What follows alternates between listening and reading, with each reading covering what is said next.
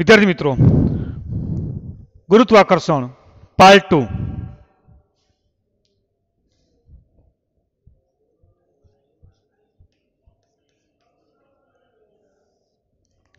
આપણે પહેલા લેક્ચરને ફરીથી યાદ કરી લઈએ। પહેલા લેક્ચરમાં કીધું હતું પદાર્થ વચ્ચે લાગતા આકર્ષણ બળને ગુરુત્વાકર્ષણ બળ કહે છે। પછી આપણે ગુરુત્વાકર્ષણનો યુનિવર્સલ સાર્વત્રિક નિયમ જોયો હતો। વિશ્વનો દરેક પદાર્થ બીજા પદાર્થને આકર્ષે છે। આ આકર્ષણ બળ તેમના દળના ગુણાકારના સમપ્રમાણમાં અને તેમના અંતરના વર્ગના વ્યસ્ત પ્રમાણમાં હોય છે। તેમજ બંને પદાર્થો એકબીજાને એક સીધી રેખામાં આકર્ષણ બળ લગાડતા હોય છે। આ આકર્ષણ બળ છે સાર્વત્રિક એટલા માટે છે કે દુનિયાના દરેક પદાર્થો નાના મોટા ગ્રહો લઘુ ગ્રહો તમામ માટે હલકા ભારે દરેક માટે સરખું લાગુ પડતું હોય છે। હવે ગુરુત્વાકર્ષણ બળને કારણે આપણે મહત્વ શું છે, ઇમ્પોર્ટન્સ શું છે? તો ગુરુત્વાકર્ષણ બળનું મહત્વ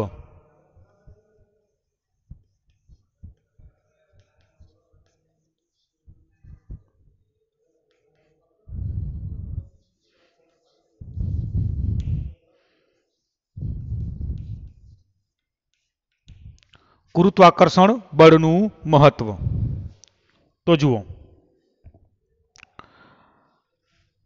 આપણે બધાને પૃથ્વી સાથે બાંધી રાખે છે। દરેક આપણને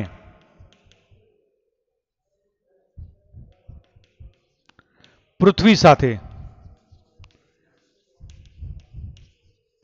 જકડી રાખે છે।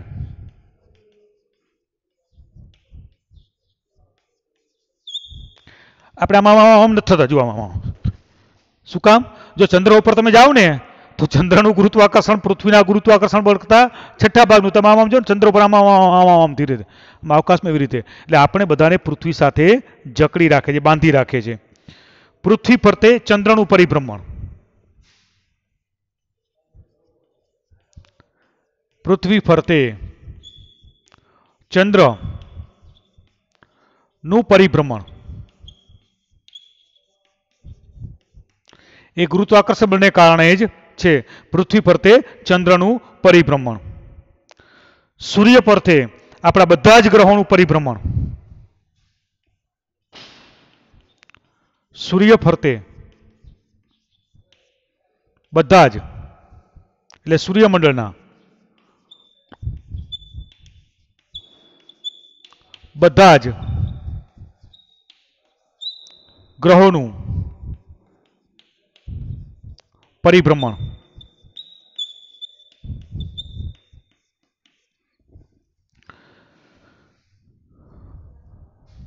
હવે સૂર્ય પૃથ્વી ઉપર અને પૃથ્વી સૂર્ય ઉપર, સૂર્ય ચંદ્ર ઉપર અને ચંદ્ર સૂર્ય ઉપર, સૂર્ય પૃથ્વી ઉપર અને ચંદ્ર પૃથ્વી ઉપર અને પૃથ્વી ચંદ્ર ઉપર, આ બધા એકબીજા ઉપર પરસ્પર આકર્ષણ લગાડે છે। એને કારણે ચંદ્ર અને સૂર્યને કારણે સમુદ્રમાં જે ભરતી અને ઓટ આવે છે, સમુદ્રમાં આવતી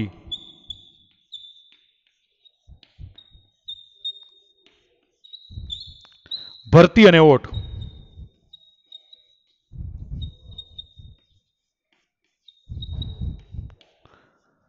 અમાસ અને પૂનમની સૌથી મોટી ભરતી અને ઓટ એટલા માટે જ આવતી હોય છે। ભરતી અને ઓટ મોટી મોટી ઉલ્કાશિલાઓ છે એ જેવી એની કક્ષામાંથી બહાર નીકળીને પડે એનું કારણ પણ ઉલ્કાશિલાનું પૃથ્વી પર પડવું।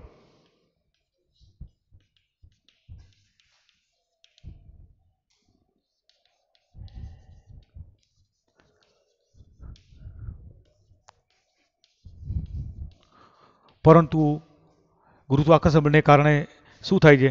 પડે છે ખરા, એ માઇનસ પણ છે, પણ સાથે સાથે પ્લસ પોઈન્ટ પણ શું છે કે મોટી મોટી ઉલ્કાશિલાઓ જ્યારે પૃથ્વીના વાતાવરણમાં પ્રવેશે ત્યારે પૃથ્વી પર લાગતા પૃથ્વીના ગુરુત્વાકર્ષણ બળને કારણે એ બળીને રાખ અથવા તો ખૂબ જ નાના ભાગમાં રૂપાંતરિત થાય છે। તો આ બધા જ શું છે?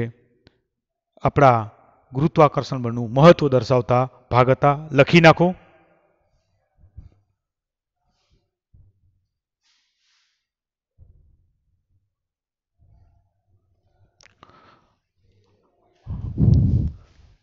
હવે નવો ટોપિક.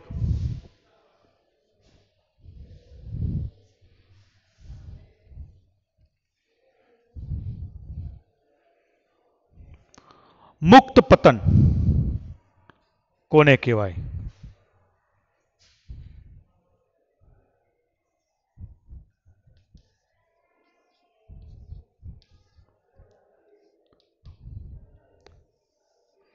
મુક્ત પતન.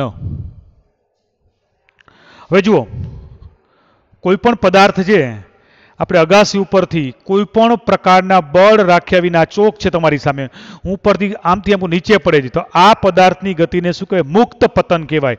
ટૂંકમાં કોઈ પણ પદાર્થને ઊંચાઈએથી છોડી દેવામાં આવે, જ્યારે એ પદાર્થનો પ્રારંભિક વેગ શૂન્ય હોય, યુ 0 હોય, યુનિફોર્મ મોશન એટલે યુ બરાબર 0 હોય અને પદાર્થને ઉપરથી નીચે તરફ પડવા દેવામાં આવે, તો એ પદાર્થને શું કહેવાય? મુક્ત પતન કહેવામાં આવે છે.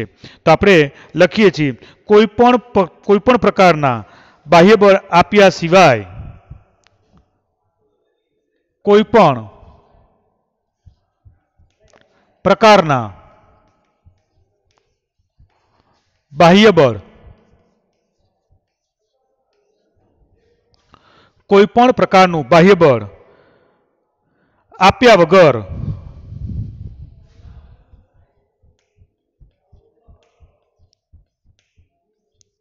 પદાર્થને અમુક ઊંચાઈએથી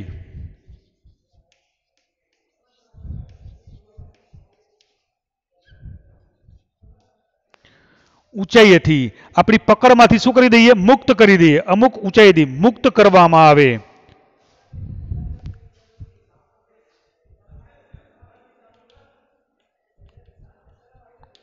પદાર્થ ગુરુત્વાકર્ષણ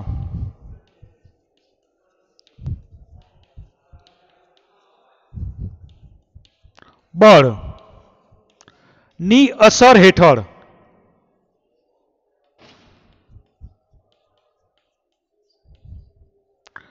ગુરુત્વાકર્ષણ બળની અસર હેઠળ કેવું છે કે નીચે તરફ ગતિ કરે છે.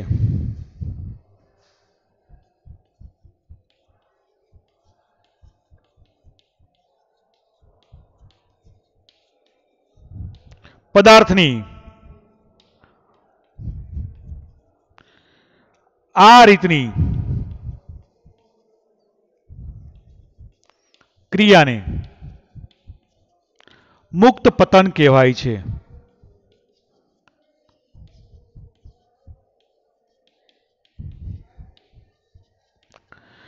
સાવ સિમ્પલ. કોઈ પણ પદાર્થને બાહ્ય બળની અસર સિવાય અમુક ઊંચાઈએથી છોડી દેતા પદાર્થ નીચે તરફ ગતિ કરે છે. પદાર્થની આ ક્રિયાને મુક્ત પતન કહેવામાં આવે છે.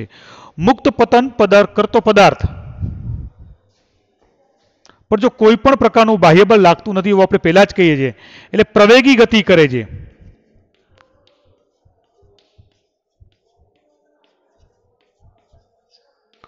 પ્રવેગી ગતિ કરે છે, એના વેગમાં સતત વધારો થાય છે.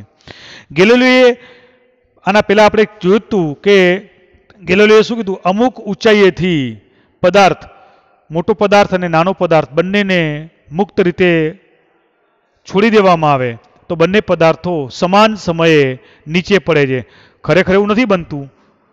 દાખલા તરીકે પીછું અને લોખંડનો ટુકડો બંનેને ઉપરથી નીચે મૂકવામાં આવે તો પીછું છે એ મોડું પડે અને લોખંડનો ટુકડો ઝડપથી પડે છે. પણ કારણ શું છે? પીછા ઉપર બાહ્ય બળ, હવાનું બાહ્ય બળ લાગે છે, જેનો એ અવરોધ કરી શકતો નથી, એટલે આમાં હાલક ડુલક દઈ નીચે પડે છે. જ્યારે લોખંડનો ટુકડો જેનો પ્રતિકાર કરતો હોવાને કારણે સરળતાથી નીચે પડે છે. પણ જો કોઈ પણ પ્રકારનું બાહ્ય બળ ન લાગે તો મુક્ત પતન કરતા પદાર્થ છે એ પ્રવેગિત ગતિ કરતા હોય છે. બરાબર? પ્રવેગિક ગતિ કરતા હોય છે.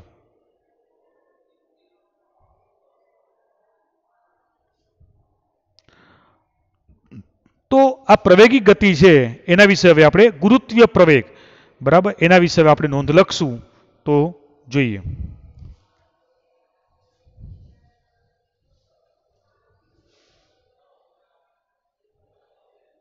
હવે જુઓ, ગુરુત્વીય પ્રવેગ G ગ્રેવિટી ઓફ એસાઇલેશન વિશે આપણે નોંધ લખીએ છીએ, સમજીએ છીએ. ગુરુત્વ પ્રવેગ. કોઈ પણ પદાર્થને ઉપરથી જ્યારે આપણે નીચે છોડી દઈએ ત્યારે વિદ્યાર્થી મિત્રો એનો પ્રારંભિક વેગ કેવો હોય છે? u0 હોય છે. પણ એનો અંતિમ વેગ છે એ પ્રવેગિક ગતિ કરતો હોય છે. એટલે ગુરુત્વાકર્ષણ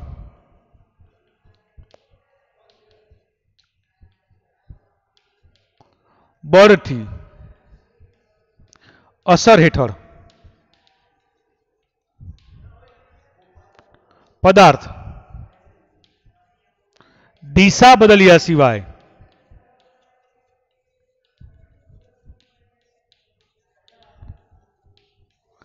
પ્રવેગી ગતિ કરે છે.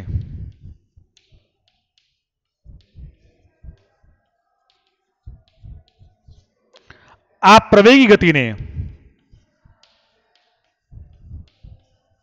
જે ગુરુત્વાકર્ષણ બળની અસર હેઠળ થાય છે માટે એને ગુરુત્વીય પ્રવેગ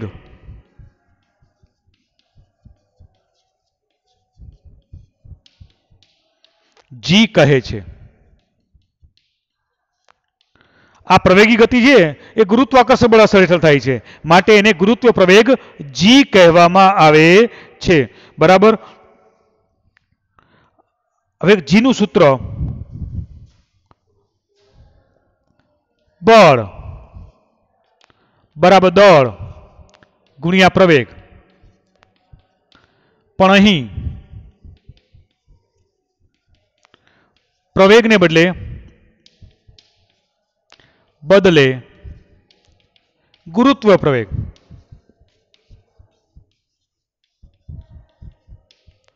એટલે F બરાબર mg પરિણામ નંબર 1. F બરાબર mg બરાબર F બરાબર mg.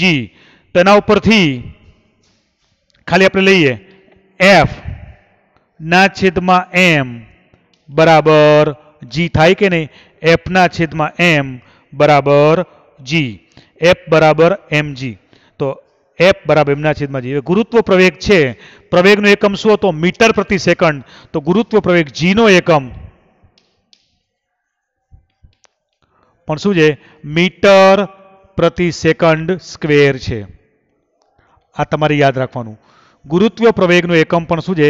મીટર પ્રતિ સેકન્ડ છે. આ વસ્તુ તમને ગુરુત્વ પ્રવેગ છે એના વિશેની નોંધ લખીએ છીએ. તો જુઓ, ગુરુત્વાકર્ષણ બળની અસર હેઠળ પદાર્થ દિશા બદલ્યા સિવાય પ્રવેગી ગતિ કરે છે.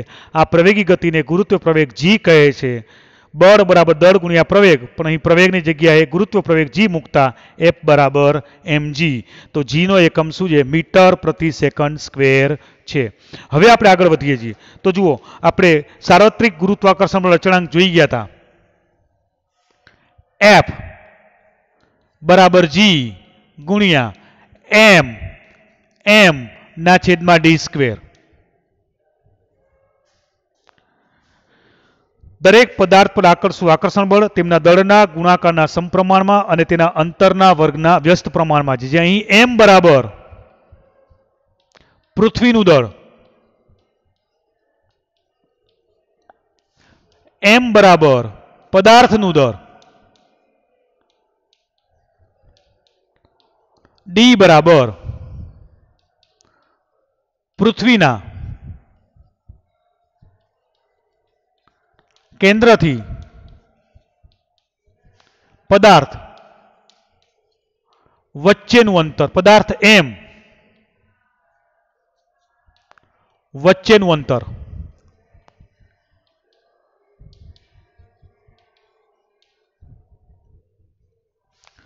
બરાબર. આ આપણે આના પહેલા પાર્ટમાં શીખ્યા હતા. F બરાબર જી m ડી સ્ક્વેર. પરિણામ 1 અને 2 આપણે સરખાવીએ. સોરી, આને પરિણામ નંબર 2 કહીએ. 1 બરાબર 1 બરાબર 2 લેતા 1 જો F બંનેના નીકળી ગયા તો G બરાબર G ગુણ્યા m ના છેદમાં ડી સ્ક્વેર બરાબર mg. તો જો mm ઉડી ગયા, રાઈટ. એટલે g m ના છેદમાં d સ્ક્વેર બરાબર g. તો જુઓ g એટલે ગુરુત્વાકર્ષણ અચળાંક, m એટલે પૃથ્વીનો દળ. આ બંને કેવા હોય? હંમેશા સરખા હોય. કારણ કે એકવાર પૃથ્વીનું વજન માપી લઈએ પછી આપણી વ્યક્તિઓના દળોના, આપણે પૃથ્વી ઉપર વસીએ છીએ એટલે આપણા પદાર્થોના વજનો અલગ, દળ અલગ અલગ હોય, પણ પૃથ્વીનું દળ તો ફિક્સ થઈ ગયું. ગુરુત્વાકર્ષણ અચળાંક તો ફિક્સ જ છે, 6.673 ગુણ્યા 10⁻11 બરાબર ફિક્સ જ છે. માટે આ રીતે જી, તો જીનું મૂલ્ય પદાર્થના દળ પર આધારિત નથી. આમ જીનું મૂલ્ય પદાર્થના દળ પર આધારિત નથી. બરાબર. હમણાં જ મેં તમને કીધું હતું, હવે એરિસ્ટોટલનો પ્રયોગ યાદ કરો, ગેલેલિયોનો પ્રયોગ, કે ભાઈ મિનારા ઉપરથી પીછું અને જો પીછું અને કોઈ લોખંડનો ટુકડો બંને મુક્ત પતન કરવામાં આવે તો બંને એક સાથે પડે. વાત કેમ સાચી? કારણ કે દળ પર આધારિત નથી. જો કોઈ પણ પ્રકારનું બાહ્ય બળ ન લાગે તો બંને એક જ સરખા સમયે નીચે પડતા હોય છે. આમ જીનું મૂલ્ય પદાર્થના દળ પર આધારિત નથી. દળ સાથે જીને કોઈ લેવા દેવા નથી. તો ભાઈ કેની સાથે લેવા દેવા છે? આ અચળાંક છે ને આ અચળાંક છે, એટલે આ તો ફિક્સ જ છે. તો કોના? અંતર પર આધારિત છે. એટલે જીનું મૂલ્ય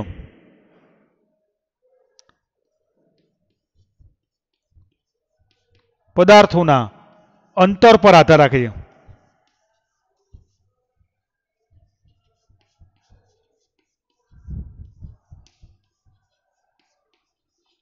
પદાર્થોના અંતર પર આધાર રાખે છે. જીનું મૂલ્ય પદાર્થોના અંતર પર આધાર રાખે છે.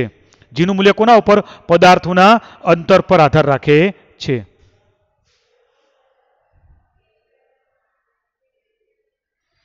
જો બાળકો, હવે આગળ આપણી પૃથ્વી છે સંપૂર્ણ ગોળ નથી, આવી ચપટાકાર છે. આ વિષુવવૃત્ત છે, એને ઇક્વિએટર કહેવાય, અને પોલ એટલે ધ્રુવ. તો અહીંયા કોઈ પણ વસ્તુ છે, પૃથ્વીના કેન્દ્રથી પોલ વચ્ચેનું અંતર કેવું છે? ઓછું છે. કોના કરતા? ઇક્વિલેટર કરતા. આથી યાદ રાખો, વિષુવવૃત્ત પર વિષુવવૃત્ત એટલે ગ્રેવિટી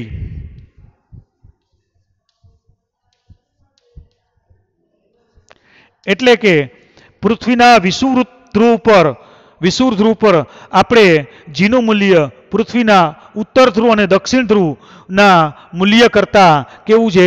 વધારે હોય છે. એટલે પૃથ્વીના કેન્દ્રથી જેમ જેમ વિષુવવૃત્ત ધ્રુવ પર જઈએ તેમ તેમ જીનું મૂલ્ય વધતું જાય છે, અને ધ્રુવ તરફ જઈએ તેમ જીનું મૂલ્ય ઘટતું જાય છે.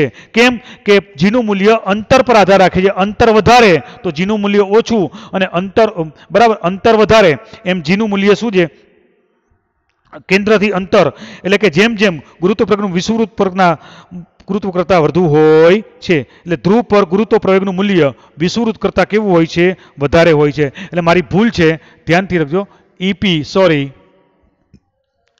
અંતરના વ્યસ્ત, એટલે જીનું મૂલ્ય પદાર્થના દળ પર આધારિત નથી, પરંતુ જીનું મૂલ્ય પદાર્થના અંતર પર આધાર રાખે છે. એટલે કે ફરીથી સમજાવું છું, ઓલું ઉતાવળમાં થોડીક મિસ્ટેક થઈ ગઈ, કંઈ વાંધો નહીં.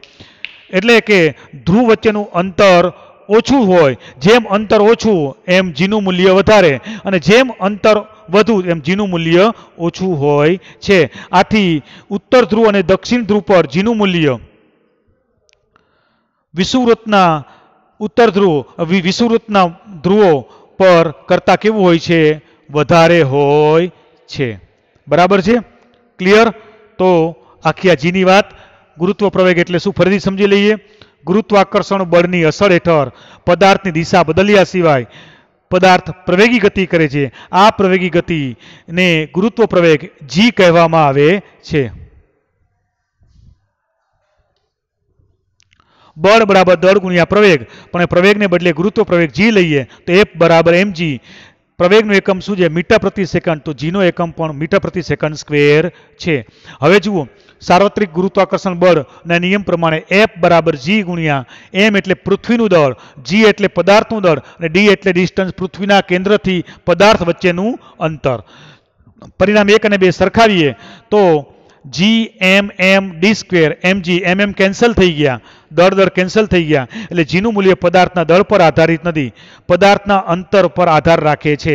આથી જ આપણે પૃથ્વીની વાત કરીએ તો પૃથ્વી સંપૂર્ણ ગોળ નથી, એટલે પૃથ્વીનો ઉત્તર ધ્રુવ, પૃથ્વી ધ્રુવો પર સહેજ આમ ચપટી છે, નારંગી જેવી છે, એટલે અહીંયાથી અંતર ઓછું હોવાને કારણે અંતર ઓછું છે,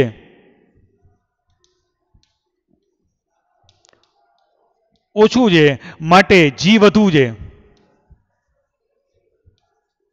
અને અંતર વધારે છે માટે જી ઓછું છે. એટલે ઉત્તર ધ્રુવ અને દક્ષિણ ધ્રુવ પર જીનું મૂલ્ય વધારે છે. કોના કરતા? ઉત્તર ધ્રુવ અને દક્ષિણ ધ્રુવ પર જીનું મૂલ્ય વધારે છે. કોના કરતા? વિષુવવૃત્ત ધ્રુવ પર કરતા વધારે છે.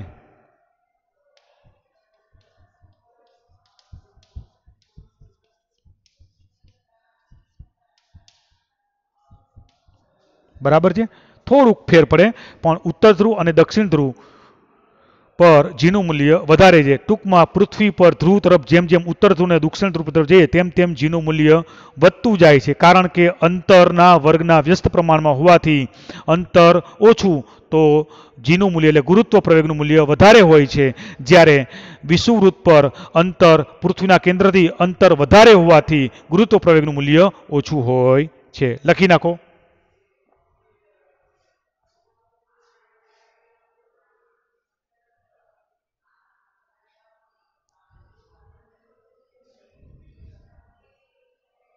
ખૂબ જ અગત્યનો પ્રશ્ન. તફાવત આપો ગુરુત્વ પ્રવેગ અને ગુરુત્વાકર્ષણ અચળાંક.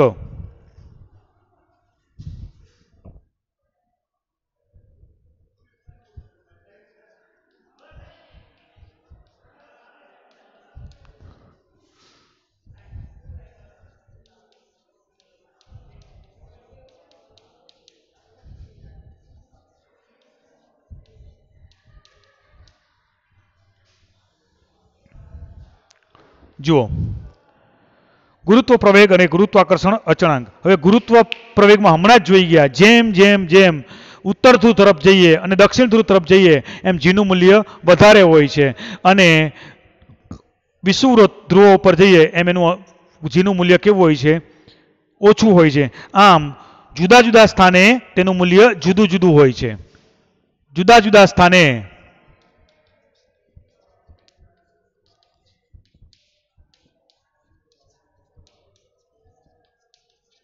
અલગ અલગ હોય છે.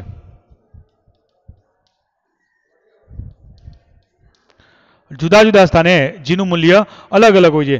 સાર્વત્રિક ગુરુત્વાકર્ષણ અચળાંક દુનિયાના કોઈ પણ ખૂણે જાઓ હંમેશા સરખો જ હોય છે, માટે દરેક જગ્યાએ દરેક સ્થાને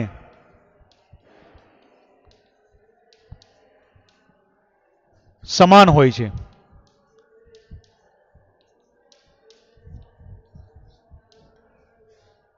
દરેક સ્થાને સમાન હોય છે, માટે જી છે એ અચળાંક નહીં, સાર્વત્રિક અચળાંક નથી, માટે જી અચળાંક નથી. કારણ કે દરેક જગ્યાએ થોડું થોડું બદલાય છે. તમે ઉત્તર ધ્રુવ અને દક્ષિણ ધ્રુવ તરફ જાઓ તો જીનું મૂલ્ય 9.8 પછી સમથિંગ વધી જાય છે, જ્યારે વિષુવવૃત્ત ધ્રુવ ઉપર જાઓ તો 9.8 કરતાં માઇનોર થોડુંક ઘટી જાય છે. એટલે કોન્સ્ટન્ટ નથી, માટે દરેક જગ્યાએ સાર્વત્રિક નથી, જ્યારે સાર્વત્રિક અચળાંક છે.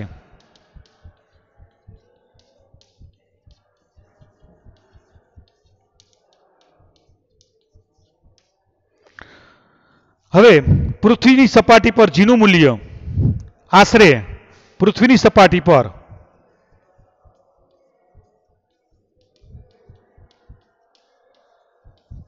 જીનું મૂલ્ય 9.8 મીટર પ્રતિ સેકન્ડ સ્ક્વેર છે, જ્યારે સાર્વત્રિક અચળાંક જીનું મૂલ્ય દરેક જગ્યાએ જીનું મૂલ્ય દરેક જગ્યાએ, અહીંયા નહીં, દરેક જગ્યાએ 6. 10⁻11 ન્યૂટન મીટર સ્ક્વેર ના છેદમાં કેજી સ્ક્વેર છે. આવડી ગયો તફાવત. ગુરુત્વ પ્રવેગ અને પ્રવેગનું જુદા જુદા સ્થાને જેનું મૂલ્ય અલગ અલગ હોય છે, એટલે ગુરુત્વ પ્રવેગનું મૂલ્ય અલગ અલગ હોય છે. અચળાંકનું મૂલ્ય દરેક સ્થાને સમાન હોય છે. જી અચળાંક નથી, કારણ કે દરેક જગ્યાએ બદલાય છે. આ અચળાંક છે, આ એનું મૂલ્ય આશરે આ પૃથ્વી ઉપર જો ચંદ્ર ઉપર છઠ્ઠા ભાગનું છે, જ્યારે આ દરેક જગ્યાએ બ્રહ્માંડમાં સરખું હોય છે. લખી નાખો.